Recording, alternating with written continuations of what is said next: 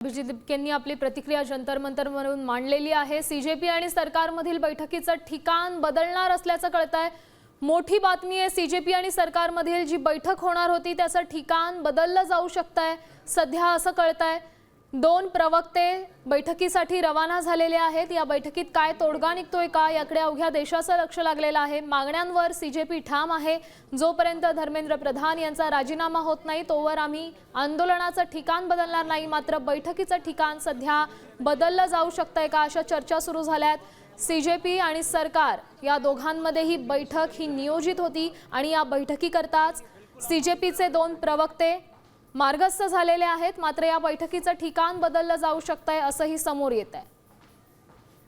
Cockroach जनता party आणि सरकार यांच्यात चर्चा होतीये, काही तोडगा निघतोय का याकडेच आपल्या सगळ्यांचंच लक्ष असणार आहे। मात्र आंदोलनावर सीजेपी ठाम आहे। अभिजित दिपकेंनी दिलेल्या प्रतिक्रियेनुसार आम्ही जोपर्यंत राजीनामा घेत नाही तोपर्यंत मागे हटणार नाही अशी भूमिका सातत्याने मांडलेली आहे।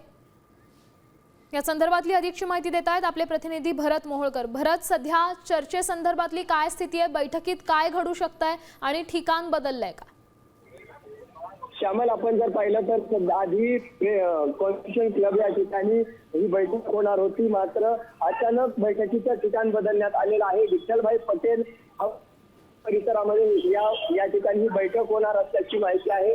आणि सध्या आपण पाहत आहोत की सौरभ दास आणि अभिषेक राठा हे या बैठकीसाठी पोहोचले आहेत। त्यांचे शिष्टमंडळ जे आहे कॉकरोच जनता पार्टीचं ते या विठ्ठलभाई पटेल हाऊस परिसरामध्ये पोहोचला असल्याचं आपल्याला पाहायला मिळत आहे। खरं तर या पद्धतीने एकीकडे अभिजित दिपके यांनी आपण धर्मेंद्र प्रधान यांच्या राजीनाम्याशिवाय माघार घेणार नाही अशा पद्धतीचा इशारा दिलेला आहे।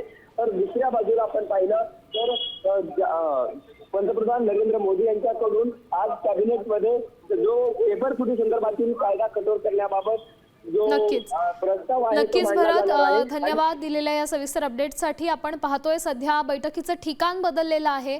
बैठकीच्या काही काळ पूर्वीच ही अपडेट आपल्या समोर येते। सीजेपी आणि सरकारमधील सध्या बैठक सुरू होती आणि या बैठकीत काही तोडगा निघतोय का याकडे सगळ्यांचं लक्ष आहे।